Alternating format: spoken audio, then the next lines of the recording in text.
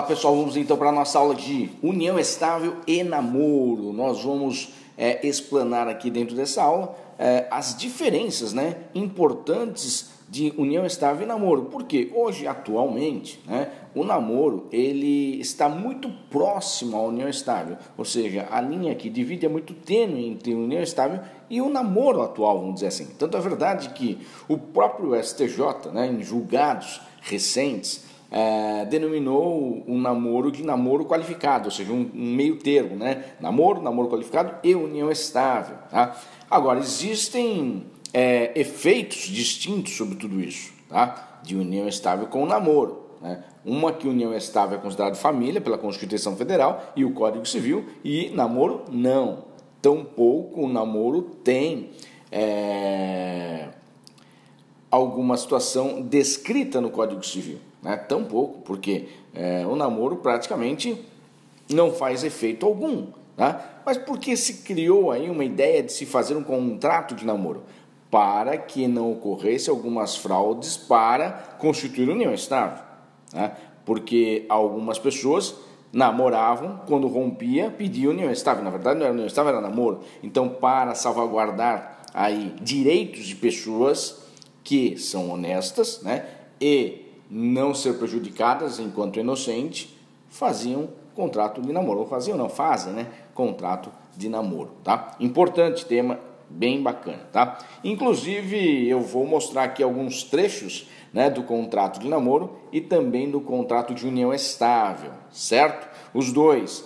E ainda vou disponibilizar para a venda, Vou deixar aqui na descrição. Abaixo vocês vão conseguir comprar esse kit de união estável e namoro, certo? Mas eu vou mostrar aqui para vocês a ideia, de como que a gente faz esses contratos, certo? Mas se quiserem, para facilitar, tem aí alguns modelos que eu vou deixar aqui na descrição abaixo desse vídeo para você adquirir, certo? Vamos lá então, falar rapidamente, primeiramente, de união estável, diferente de concubinato, tá?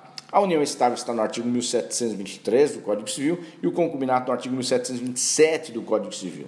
Por que eu gosto de fazer essa diferença de concubinato e união estável? Porque muitas pessoas ainda confundem concubinato com união estável. E hoje não dá mais para confundir, porque o próprio Código Civil de 2002 diferenciou de forma expressa. Um instituto está no artigo 1723 e outro instituto está no artigo 1727 do Código Civil, certo? Bom, e por que as pessoas confundem bastante? Porque antes da Constituição Federal de 88, não existia chamada união estável, só existia o concubinato. E o que era concubinato? Pessoas que viviam como se casados fossem. Surgiu a Constituição Federal de 88, artigo 226, parágrafo 3º da Constituição Federal, surgiu a união estável como entidade familiar. E o que é a união estável? Pessoas que vivem como se casados fossem também. Aí começaram a confundir, Aquele casalzinho ali é o quê? Aquele casalzinho ali é concubinato, Aquilo é união estável. Acho que é tudo a mesma coisa. E confundiam, Mas eu sempre cito o professor Álvaro Vilaça Azevedo, que é o papa da união estável, e ele já fazia uma diferença na época do concubinato, entre concubinato puro e concubinato impuro.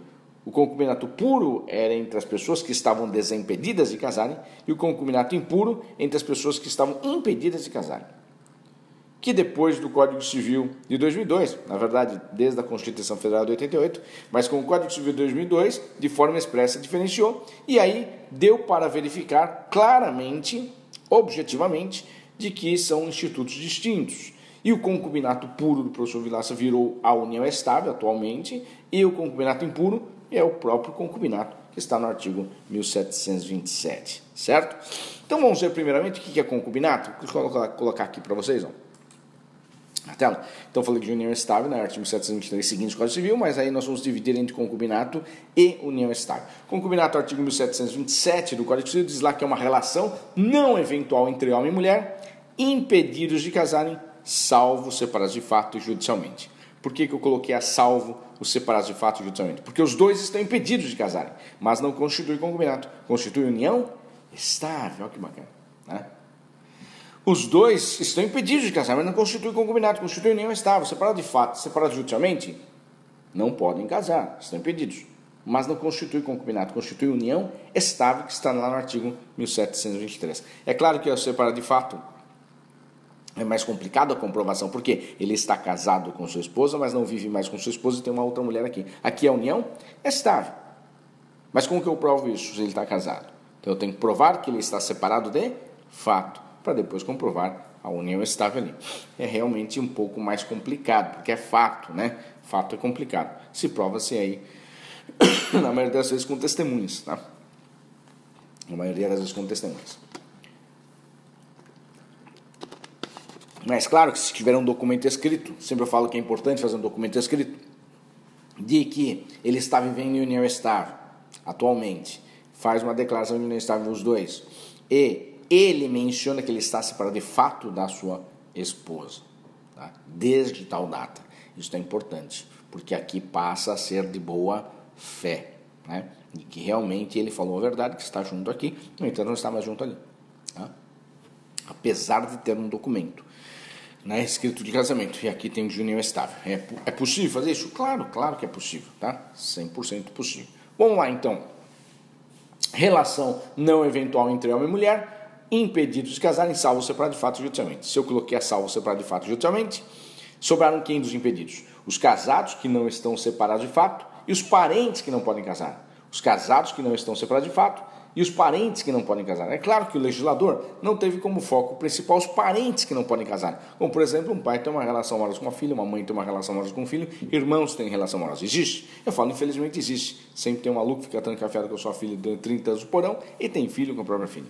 Mas isso é uma exceção, graças a Deus. Mas se existir, é concubinato, tá? Agora, qual que foi a regra? O que existe mais?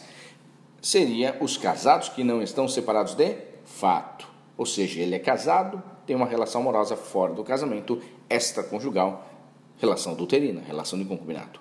Ela é casada, tem uma relação amorosa fora do casamento, extraconjugal, relação adulterina, relação de concubinato. Portanto, isso é concubinato. Amante, eu costumo dizer para vocês gravarem e não esquecerem mais, amante. Amante é sinônimo de concubinato. Mas também eu sempre falo, não basta ser amante, tem que participar, né? Porque é uma relação não eventual. Se ela é não eventual, ela é contínua e constante, tá? Por isso que eu sempre pego o exemplo do direito do trabalho, né? O direito do trabalho é bem parecido com o direito de família, né? Para que dê vínculo empregatício entre empregado e empregador, é necessário o quê? Bater o cartão toda sexta-feira, concubinato. Bater o cartão todo quinto dia útil, dia que recebe, concubinato. Relação contínua e constante, relação de concubinato, tá? Por isso que eu sempre dou uma dica para vocês. Não avisa mais, né? Surpresa, faz surpresa, senão vai dar concubinato. Agora, para que eu quero entrar com uma ação de concubinato contra uma outra pessoa, se é uma relação extraconjugal, relação de segredo, né? Se eu entrar, vai saber. Muita gente pode saber, tá? Portanto, eu vou entrar por quê? Por causa dos bens. Se tem direito a bens, a pessoa vai até o inferno e faz uma proposta indecente ainda para o advogado. Vamos rachar? Tem direito aí, vamos rachar meio, metade para o advogado? Normalmente é assim, né? Mas, por quê? Porque se não tem direito a bens, não tem aspecto patrimonial, nem cada um fica no seu canto, tá? Agora, se tiver bens, entra com a ação.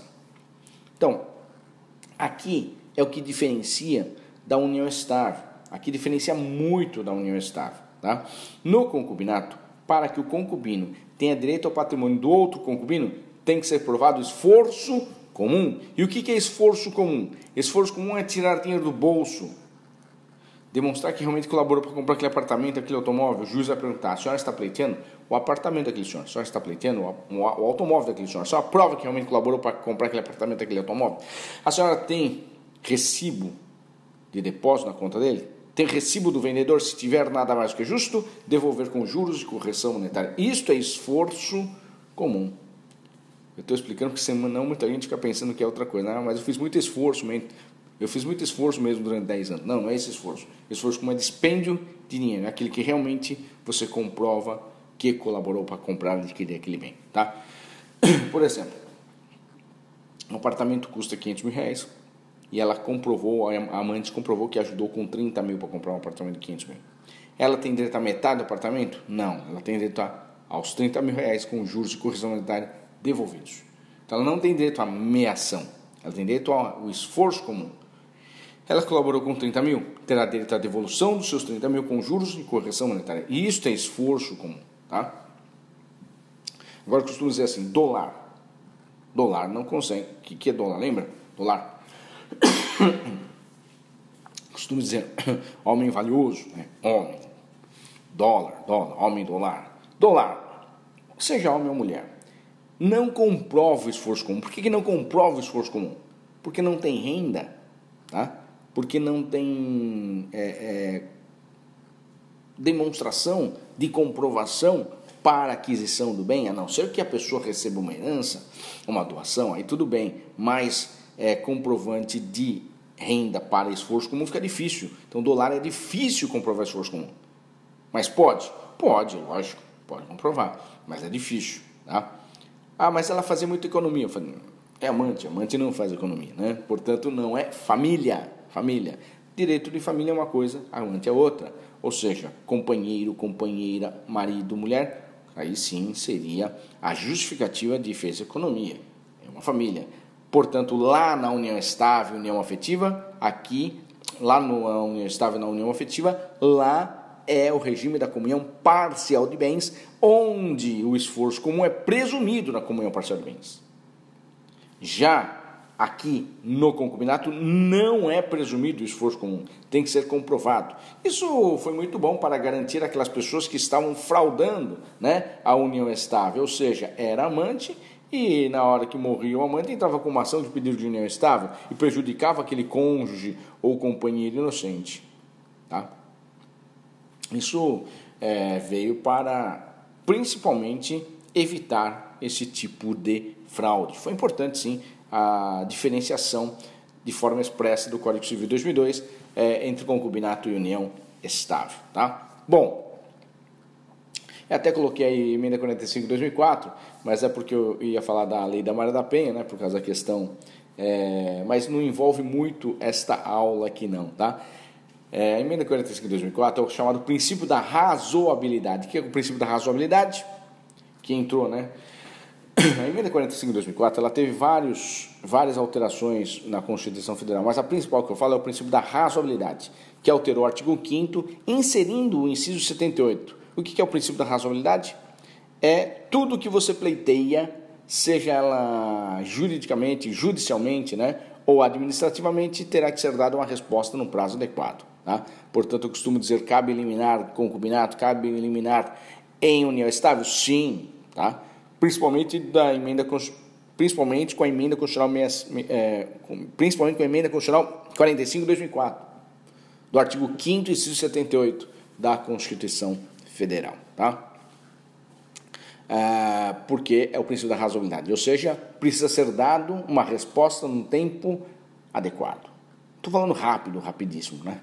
Adequado, tá? Mas não pode demorar tanto. Então, uma liminar que você peça não pode demorar uma semana.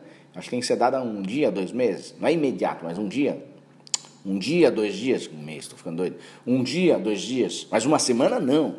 Eu já falo que um pedido liminar e ela vai ser negada ou deferida em 1 semana é muita coisa, tá? Eu acho que tem que ser deferida ou indeferida em 1 ou 2 dias, tá? Porque aí, se for indeferida, cabe recurso, vai entrar com outro pedido, né? Não pode ficar deixando para trás uma coisa que é urgente, tá? Urgente. Então, a razão que eu tinha colocado aí em emenda 45 de 2004, importante para nós pleitearmos, né? Sempre em forma liminar e colocar a emenda 45 de 2004, que é o princípio da razoabilidade, que inseriu o inciso 78 no artigo 5º da Constituição Federal, tá? Bom, aí nós temos agora, né, deixa eu colocar aqui, a união estável. Agora sim, união estável. Vamos falar da união estável. A união estável começou a partir da Constituição Federal de 88, artigo 226, parágrafo 3º, né, como mencionado aí. Depois vieram as leis 8.971/94, depois veio a lei 9.278/96 e atualmente os artigos 1723 e seguintes do Código Civil de 2002. Eu coloquei uma tabelinha aí de lado, mas eu já vou explicar por que eu fiz isso, tá? Mas antes eu vou falar o conceito. O conceito de união estável está no artigo 1723 do Código Civil, que é uma relação duradoura entre homem e mulher, vou fazer um parênteses aqui rapidamente, tá? União estável entre homem e mulher está na lei, está no Código Civil, está na Constituição Federal. Ah, mas entre pessoas do mesmo sexo? É união homoafetiva. Eu costumo dizer que é união homoafetiva, né? Muita gente fala, é união estável homoafetiva. Tudo bem, dá para entender. Mas a legislação não colocou união estável com pessoas do mesmo sexo. A legislação fala o quê? Homem e mulher. Portanto, não há união estável entre pessoas do mesmo sexo, tá? O que existe é união homoafetiva. Isto juridicamente estou falando, tá? Por quê? Quem muda a lei é só o legislativo e não alterou até hoje. Infelizmente, não alterou até hoje, tá? Deveria já ter alterado faz tempo.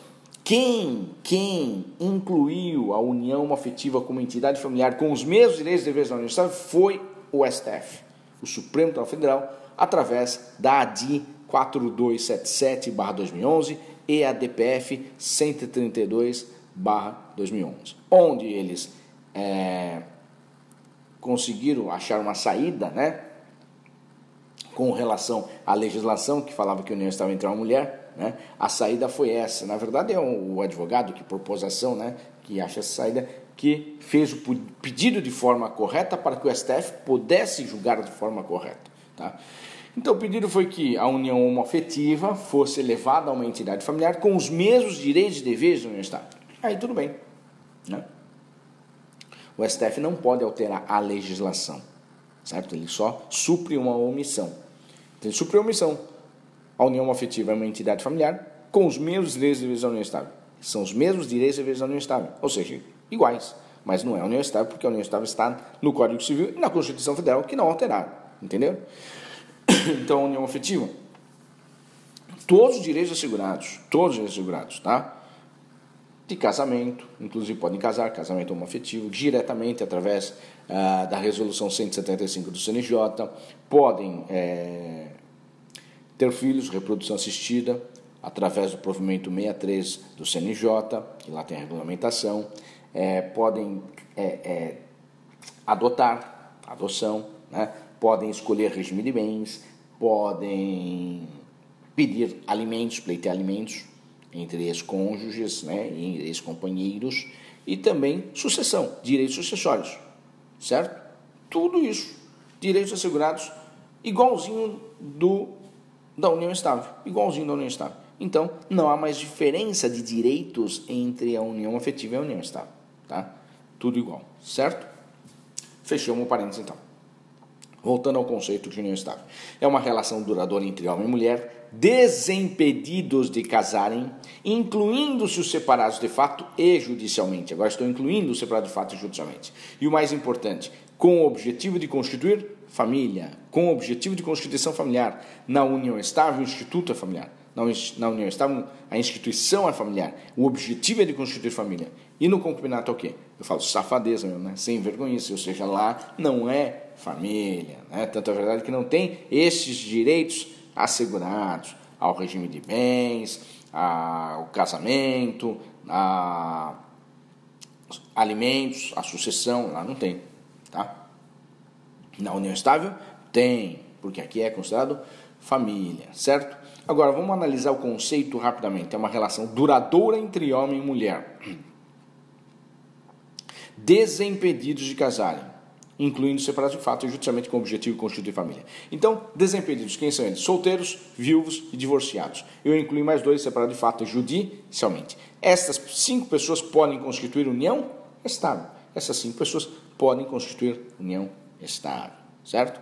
Agora, eu falei que é duradouro. Duradouro diz respeito a tempo, diz respeito a prazo. Mas está descrito um prazo máximo ou mínimo aí?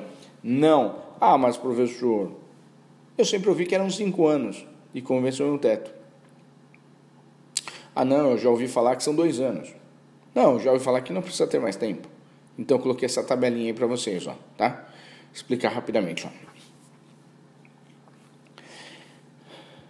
Da Constituição Federal de 88, artigo 226, parágrafo 3º, que surgiu a união estável com entidade familiar, até a Lei 8.971/94, a jurisprudência entendia que para reconhecer uma união estável necessitaria 5 anos de convivência no mesmo teto. Ou seja, você teria que provar vivendo 5 anos no mesmo teto com a pessoa, para que se reconhecesse a união estável, certo?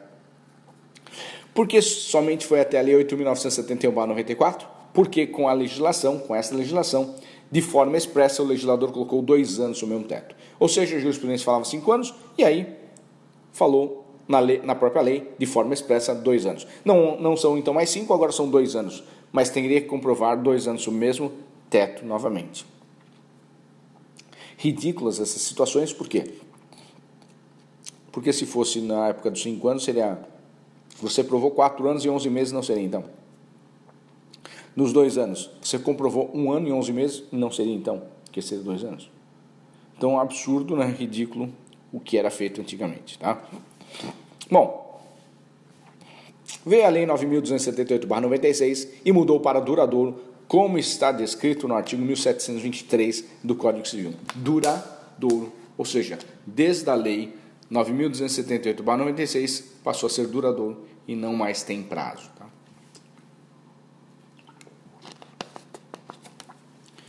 Não existe mais prazo para a constituição de união estável. Não é mais requisito ter um prazo de convivência sob o mesmo teto. E, na verdade, nem precisa mais morar sob o mesmo teto para a constituição de união estável. Então, em um dia pode ser considerado união estável? Pode. Em 2 dias pode ser considerado união estável? Pode. 1 mês. 1 ano. A qualquer tempo pode ser considerada uma união estável. E nem precisa morar sob o mesmo teto. Então, como que eu comprovo uma união estável? Se é duradouro.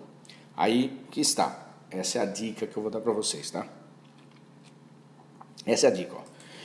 O duradouro do conceito está ligado ao objetivo de constituir família. O duradouro do conceito está ligado ao objetivo de constituir família. Certo? Então, para você comprovar esse duradouro e o objetivo de constituir família, que isso que vai dar a liga para ser união estável, ser reconhecida união estável, eu costumo colocar 2 palavrinhas aí. Você vai precisar comprovar a fama e o trato. Fama, a sociedade reconhece que eles vivem como se casados fossem. Trato, se tratam como marido e mulher, ou companheiro e companheira. Comprovadamente, essas 2 situações, aí sim será reconhecida a união estável. Isto se a união estável ela for de fato, né? For de fato. Ela não for, por exemplo, escrita, porque a união estável ela pode ser escrita, seja de forma pública ou particular, ou de fato, 90% é de fato, né? Se juntam e vai ficando, e aí é uma união estável de fato, aí tem que comprovar depois, desde quando, fica mais difícil. Se assinou um contrato escrito, fica muito mais fácil, é muito melhor fazer um contrato escrito, mas as pessoas não têm esse cuidado, certo? Por isso que o legislador, desde a Constituição Federal de 88, reconheceu a união estável como entidade familiar sem qualquer formalidade, mas depois vai precisar reconhecer judicialmente. Tá? Então, nesse caso, né, da união estável, atualmente não precisa nem morar sob o mesmo teto e não tem mais prazo determinado. Tá? Aí que vai começar a ter alguns problemas com a questão do namoro, certo? Olha só.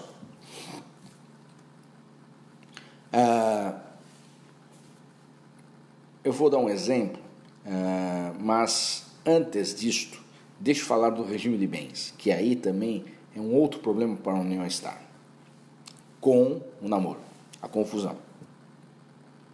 A união estável é diferente do concubinato, que é família. Portanto, aqui rege-se o regime de bens, que é o da comunhão parcial de bens.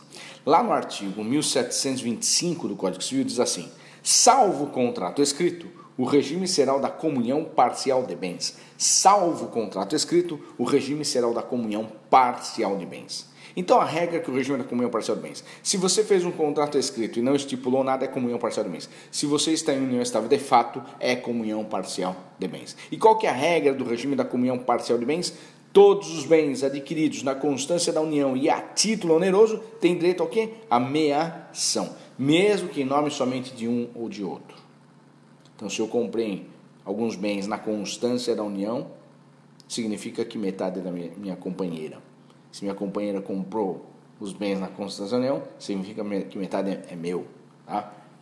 Mesmo que em nome de cada um, não tem problema. É meação. Aqui, o esforço comum ele é presumido.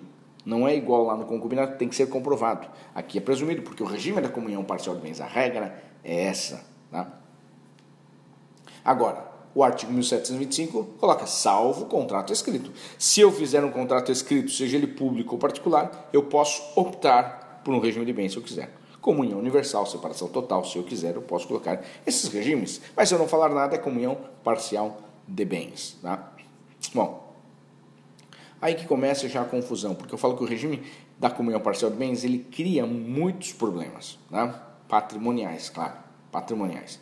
E aí cria esse problema, seja na união estável, na união afetiva, no casamento, acaba criando esse problema. Certo? Então, tudo que eu falei aqui, da questão do regime de bens, serve também para a união homoafetiva, certo? Olha só um problema que a gente pode alcançar. Eu sempre conto este exemplo, né? Vou dar 2 exemplos para vocês. Uma vez um cliente falou, doutor, estou com um problema. Eu falei, qual o problema? Eu vivi 5 anos, eu namorei 5 anos uma garota, comprei 2 apartamentos na planta. E esses apartamentos, quando saíram, eu fui lá, peguei as chaves, depois de 2, 3 anos, valia muito, muito mais. Até aquele que teve um bom imobiliário naquela época no Brasil, né? Um tempo aí atrás. Tinha um bom imobiliário, pagou 100 mil e valia 300, alguma coisa assim. Valor super valoroso, 2, 3 vezes mais. E eu falei, qual o problema? Porque eu rompi meu namoro, minha namorada pegou uma das chaves, entrou num dos apartamentos e falou, daqui eu não saio, daqui ninguém me tira. Eu falei, vai lá e arranca ela, né? Ou seja, não assim a força, arranca através de uma ação de reintegração na posse, com liminar. A menos de anedia, liminar. Aí que está o problema. Eu falei, qual? É que eu quis beneficiá-la. Eu tenho um bom convênio médico. E fui até o meu departamento pessoal lá da empresa e falei se eu podia colocar minha namorada como dependente. O rapaz do departamento pessoal falou, não, namorada não pode. Falou, doutor, já estava indo embora. Eis que um mente brilhante, com a ideia brilhante, falou assim para mim, volta aí. E eu voltei. Falei, o que foi? Esse mente brilhante, com a ideia brilhante, ele falou assim, olha, namorada não pode, mas se você fizer uma escritura pública de união estável, pode. Eu falei, e você? Eu fiz. Tem uma salvação. Deixa eu ver essa escritura pública. Porque pode ser que esteja o regime de bens. Se tiver separação total, ótimo. Olhei a escritura pública de união estável, hein? Declarado união estável. Cadê o regime de bens? Não tem regime de bens. O regime da comunhão parcial de bens. Ela tem direito? Tem direito a metade. Falei, tem direito a metade, não tem jeito, você... mas isso é fraude, doutor, isso é fraude. Eu falei, quem fraudou? Você que fraudou, né? Inclusive fraudou a empresa, porque colocou uma pessoa que não era companheiro colocou como dependente. Tá? Não, totalmente errado. É melhor fazer um acordo, então um acordo. Tá? Mas se ele tivesse procurado um advogado, pagaria uma consulta, ou até pagaria para fazer o contrato de união estável e colocar o regime da separação total, pronto. Né? Tinha aliviado esse problema para ele. Né? Ou seja, não daria nenhum problema para ele. Olha como a prevenção é importante no direito, na advocacia, certo? Bom, outro exemplo. Eu lembro que eu fiz um contrato de união estável para uma mulher multimilionária. O secretário dela me contratou para fazer um contrato de união estável com o namorado dela. E eu lembro que eles estavam preocupados que ia já dar uma união estável, já faz um tempo, né? Então é melhor fazer um contrato de união estável, falei para ela, do que um contrato de namoro. Porque é possível fazer um contrato de namoro? Sim. Mas, por exemplo, fotos em redes sociais já apareciam juntos e muito provavelmente a pessoa já printou, né? E colocando como é bom estar em família, então já parece que é uma união estável. Aí já não dá para fazer um contrato de namoro, que eu vou falar daqui a pouquinho com vocês. Tá? Nesse contrato de união estável, fiz por escritura pública, inclusive, tá? E optei pelo regime da separação total de bens. A partir do momento que assinou, estava reconhecendo a união estável. Eu poderia reconhecer a união estável anterior, um ano para trás, por exemplo? Poderia, se eu quiser. Só que eu optei pelo regime da separação total. Se eu optei pelo regime da separação total, o STJ tem entendido o seguinte: se eu optei pela separação total hoje e eu reconheci de um ano para trás é comunhão parcial, a partir de agora que é separação total. Então nós optamos por colocar separação total e reconhecer daqui para frente. Tá? Daqui para frente. Porque também ela não tinha ideia se era ou não era união estável. Tá? Agora, se ele quiser pleitear lá na frente, pode, mas ele vai ter que provar para trás. Agora, se eu já colocasse um ano para trás, já era comunhão parcial e já estava reconhecido. E esse é um problema, tá? Porque você pode causar problema para o cliente. Porque às vezes esse um ano ela comprou um bem de 1 milhão, por exemplo. E aí teria que ser dividido por 500 mil lá na frente. Olha o problema que você causa, tá?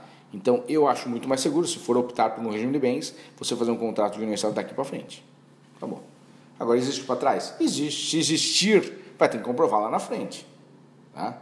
Mas através desse contrato estou comprovando hoje. Hoje estamos vivendo em estável. Agora, tem acordo? Tem. Se quiser fazer um acordo entre as partes, colocar para trás, mas saiba que o STJ está entendendo que, se colocar para trás, o regime da comunhão parcial não é separação total. Tá? Toma cuidado com isso. Só um lembrete, um aviso, tá? Para vocês. Bom, mais uma coisa, essa é uma dica importante, hein? Exemplos importantes que pouca gente fala em um curso aberto praticamente, né? Só em curso fechado, né? Aqueles pagos que a gente acaba falando, alguns colegas acabam falando, mas não abertamente é mais difícil porque, lógico, dando uma dica para todo mundo aí, sem qualquer ônus para qualquer pessoa. Eu acho legal, importante avisar todo mundo, tá? Ou seja, cada um, ele vai pegar aí que serviu para ele e vai fazer da melhor forma para ele. E serve para outra pessoa também que está sendo, às vezes, fraudada, vamos supor. Que ela já tem união estável há 10 anos e estão querendo fazer fraude com ela, né? Então você, a partir desse aviso, consegue também evitar as fraudes. Isso que eu acho mais importante, evitar as fraudes, certo? Esses são os dois exemplos. Agora, olha só o problema.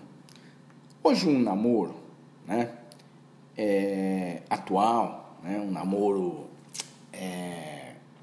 contemporâneo, vamos dizer assim, né, um namoro do futuro, né, ou né, real. Praticamente os namorados hoje, um dorme na casa do outro, passeiam juntos, viajam juntos, publicam ainda em mídias sociais. E pode virar uma união estável? Pode, porque a união estável não tem mais prazo determinado e não precisa nem morar sob o mesmo teto. Então, o que faz um namoro virar união estável? Porque quando um dorme na casa do outro, o STJ denominou quando um dorme na casa do outro e não se trata de união estável, o STJ denominou de namoro qualificado.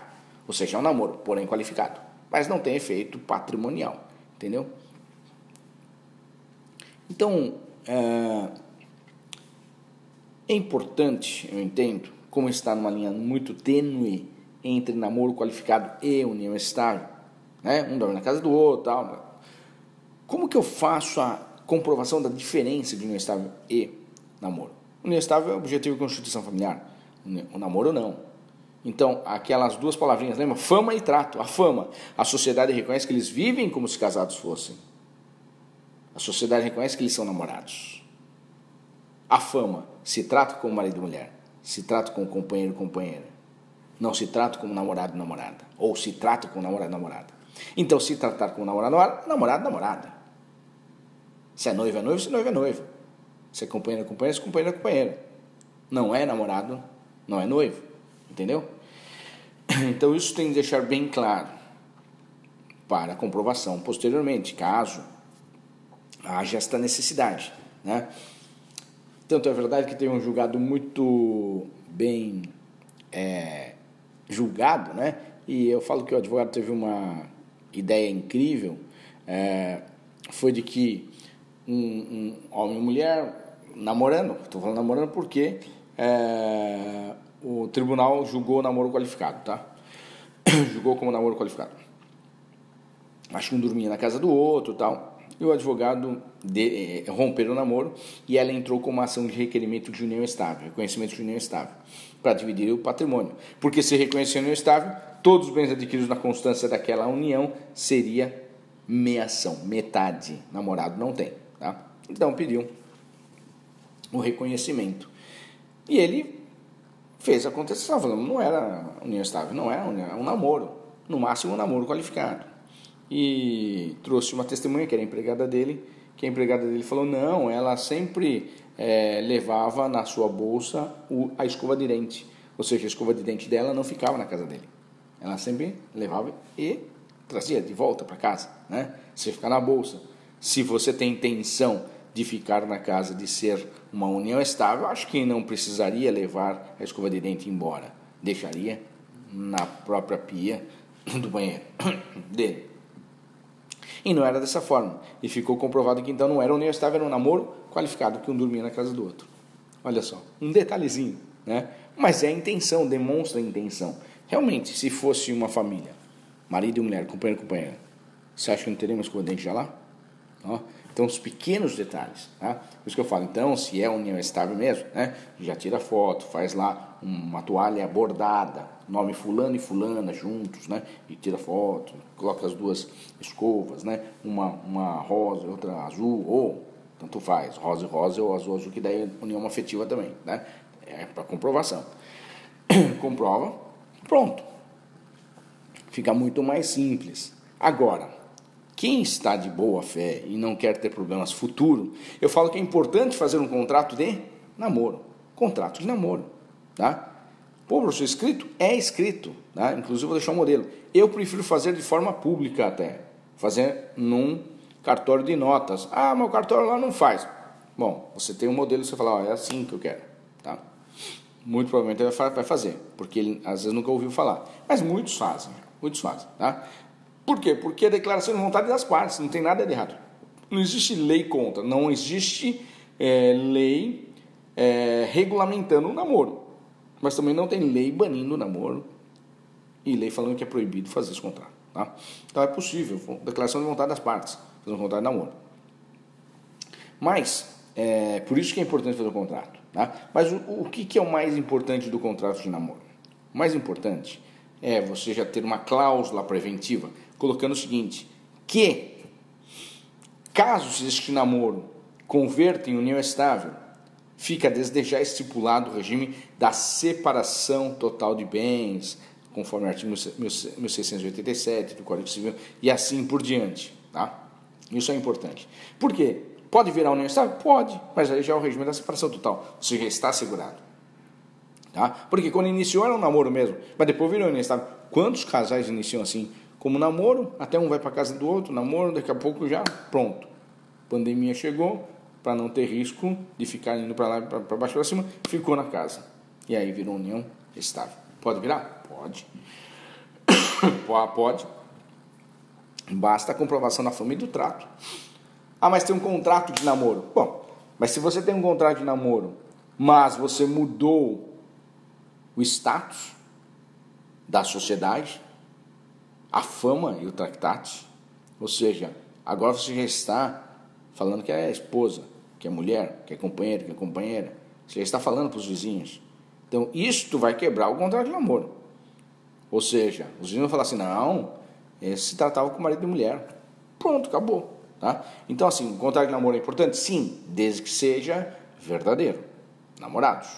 Agora, virou união estável, já não é esse contrato de namoro, você tem que fazer um contrato de união estável, a regra é essa. Mas para se proteger, eu sempre faço um contrato de namoro com uma cláusula preventiva. Colocando o quê? Colocando que, caso converta em união estável, o regime será de separação total. Ou seja, passou lá uns 6 meses que é união estável, a pessoa não pode falar assim, era união estável e falou que era namoro, portanto o regime é comunhão parcial. Não, já está estipulado desde o namoro que se converter em união estável é separação total de bens, certo? Mas isso é uma cláusula preventiva. Também você deve, quando mudar o status para a união estável, procurar um advogado e fazer um contrato de união estável escrito também e optar pelo regime de bens, tá? Mas já está assegurado com o outro. Isso é importante, tem que ter prevenções, tá? Prevenções. Isso que é importante. Deixa eu mostrar aqui para vocês. Ó. Por isso que eu falo, namoro pode virar união estável? Pode. E daí você pode ter o seu patrimônio, a metade dele sendo dividido, né, com a outra. A metade indo para outra pessoa. E você nem imaginava que ia acontecer isso. Esse é o problema. Se você imagina, você já tem o risco, né? Você já está com o risco aqui na mente. Aí se acontecer, aconteceu. Agora, tem gente que nem pensa que é namorada, né? Daqui a pouco eu pedi união estável e deu. Eu perdi metade, porque eu nem sabia que ia acontecer isso. Não procurou um advogado, deveria ter procurado um advogado, né? Então, eu vou deixar, inclusive, este modelo, tá? Aqui, ó, para vocês. União estável. Ou seja, de namoro. Tá? Vai estar aqui na descrição abaixo para vocês fazerem a aquisição aí, tá?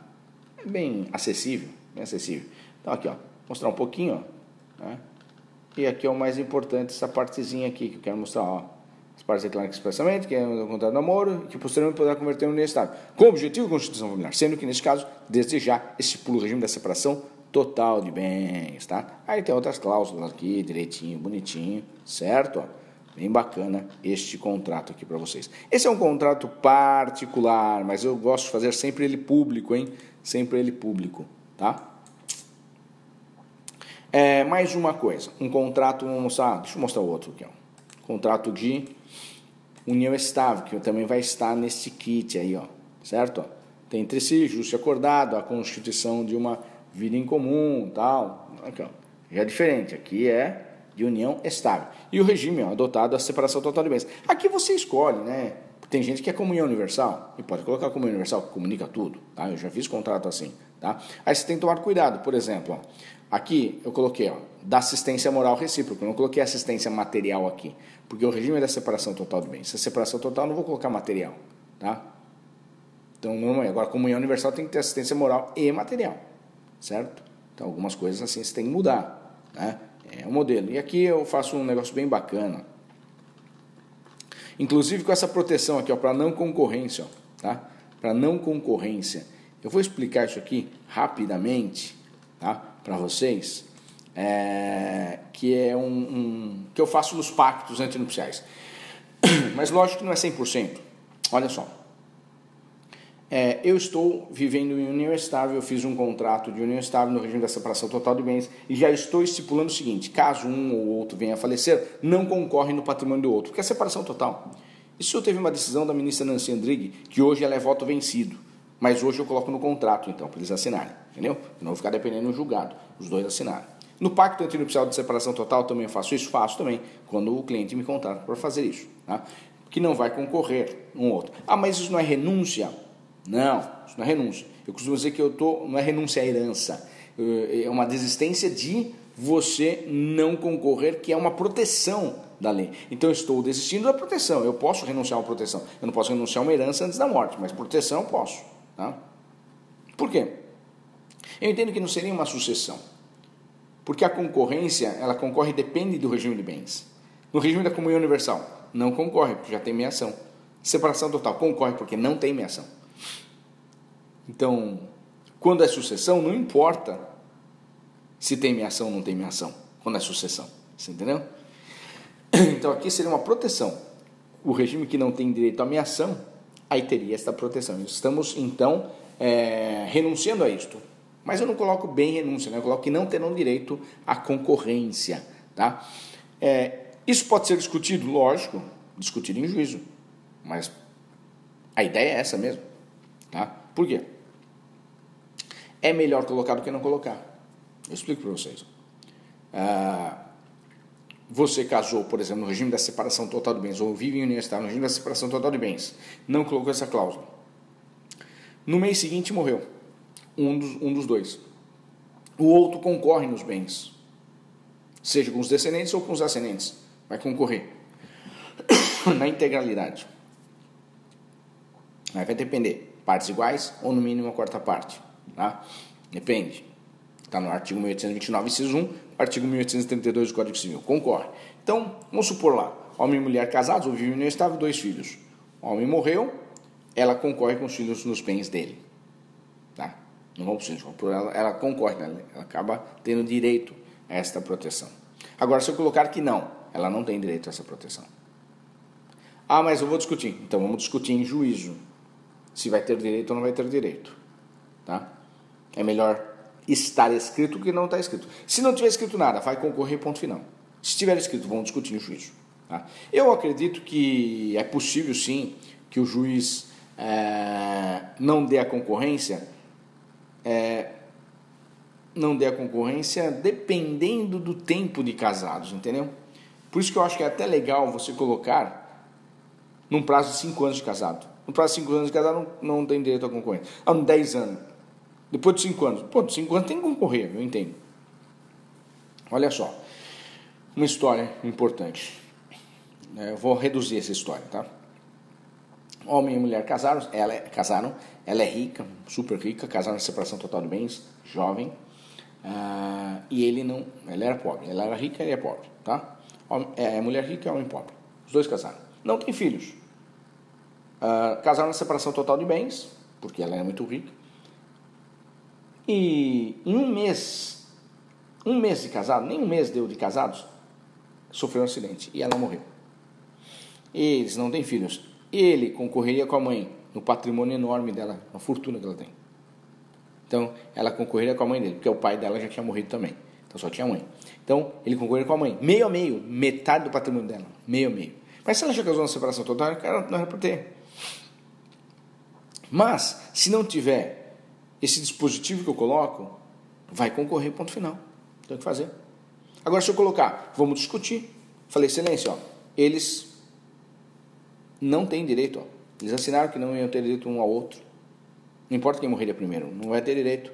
Então eu quero que o senhor analise isso. Está escrito. E eles assinaram. Maiores capazes, vacinados. Pronto. Né? Então, eu entendo que é bom colocar. E o juiz ia falar assim para mim, iria falar com certeza, 1 mês, você que vai querer ser dono de todos os patrimônios, 1 mês de casado. Sacanagem, né? Vocês assinaram, então não tem direito. Eu acredito. Seria dessa forma. Agora vamos supor, se os dois eram casados há 20 anos já, 20 anos de casado, e tem esta cláusula para não concorrência, e ela morre, ele vai pedir a concorrência, seja com os filhos ou com os pais dela. Ah, mas tem a cláusula, então vamos brigar com a cláusula, né? Que ele não vai concorrer.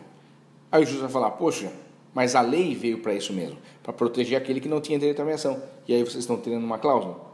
20 anos de casado, eu acho que concorreria. Eu acho que essa cláusula sairia. Essa cláusula não valeria.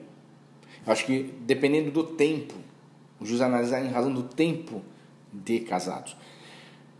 Mas tanto é verdade que esta proteção ela é temporária. Por quê?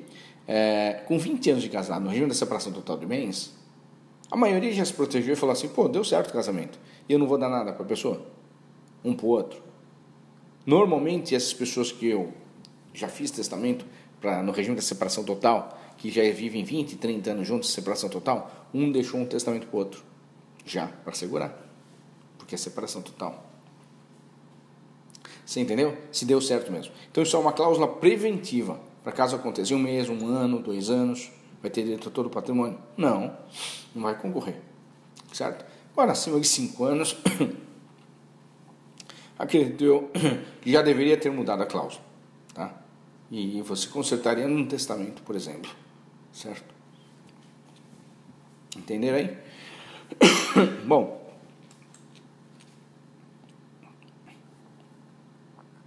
termos de contrato particular de união estável. Eu coloquei aqui, para não concorrência, tá vendo? Essa cláusula aqui, que é importante.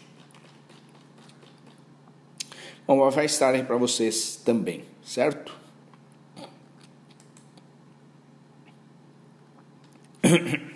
Aqui foi o meu trato que eu falei para vocês. O STF negou uniões estáveis simultâneas, né? O STF acabou de julgar aí a união afetiva, eu já falei, que é a DIGO A277/2011, né? E o STF nega as uniões simultâneas, foi no finalzinho de 2020, tá? Final de 2020, importante, ele negou as uniões paralelas.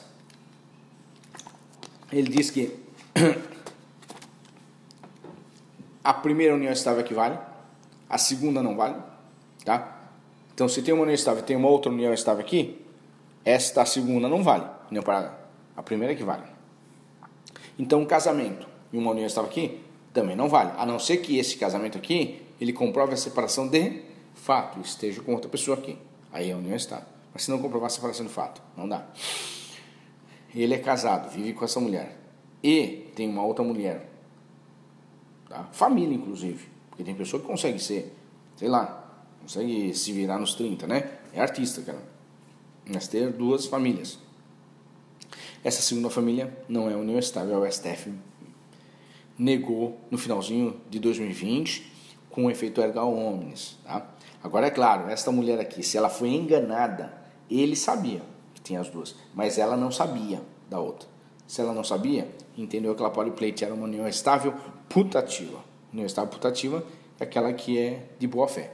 E a de boa fé tem que ter direitos assegurados, principalmente os patrimoniais, certo? Entenderam então? Cadê? Terminamos praticamente então a matéria. Eu prometi também que eu vou deixar aqui um contrato, um modelo de contrato de honorários que você pode fazer com o seu cliente, estipulando inclusive, né, o advogado estipulando inclusive os honorários em razão do contrato de namoro ou de união estável para ser feito. Certo, pessoal? Obrigado mais uma vez e até a próxima, hein? Valeu, um abraço!